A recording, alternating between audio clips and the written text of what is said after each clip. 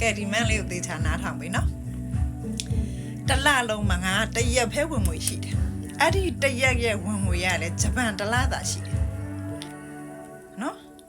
ဘာလို့လဲအဲ့တရက်ဖဲဝင်ငွေရှိလဲဆိုလို့ရှိရင်ငါတို့မြန်မာနိုင်ငံမှာက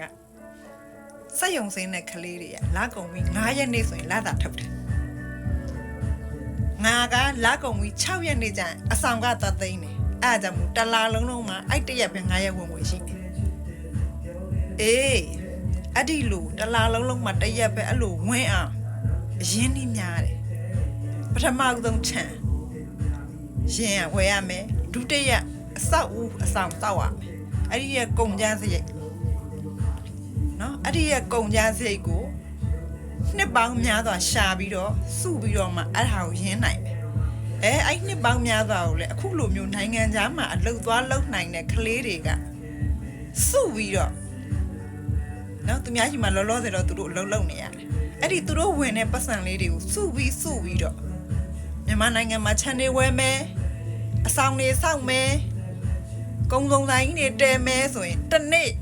ငါလိုပဲအဆောင်ပိုင်ရှင်ဖြစ်မလာနိုင်ဘူးလားဟမ်တချို့စတိုးဆိုင်ပိုင်ရှင်ကြီးတွေဖြစ်မလာနိုင်ဘူးလားငါကိုယ်တိုင်လည်းရင်တော့စတိုးဆိုင်ရှိတယ်ဒါပေမဲ့အခုကတော့သိမ်းခံလိုက်ရလို့မရှိတော့နော်အဲ့တော့ဖြစ်မလာနိုင်ဘူးအေးမှန်တယ်လူတွေကသူ့ကိုပြောပြနိုင်ငံခြားမှာကျွန်းသွားခံတာမှန်တယ်လက်ရှိ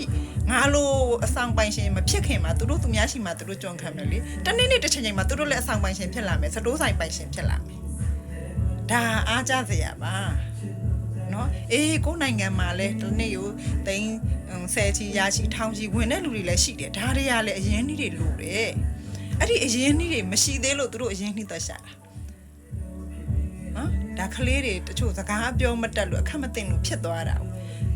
ဟိုနေအမကဖြန့်ပြေးပေးတာအမားတို့မြန်မာနိုင်ငံကဟိုနေကလေးတွေကြတော့အင်မတန်တနာစရာကောင်းတယ်သူတို့မှနိုင်ငံခြားသွားဖို့လဲသူတို့မှအရင်နှီးမရှိဘူးမြန်မာနိုင်ငံမှာလှုပ်ရှားဖို့လဲအရင်နှီးမရှိအဲ့ဒီအတွက်စက်ယုံမှာ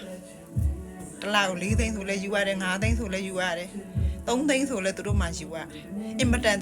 တနာစရာကောင်းတယ်တနာစရာအကောင်းတော့ငါတို့မြန်မာနိုင်ငံမှာစက်ယုံဆင်းနေတဲ့အလုတ်လုံနေတဲ့အောက်ခြေလူတန်းသားကလေးတွေ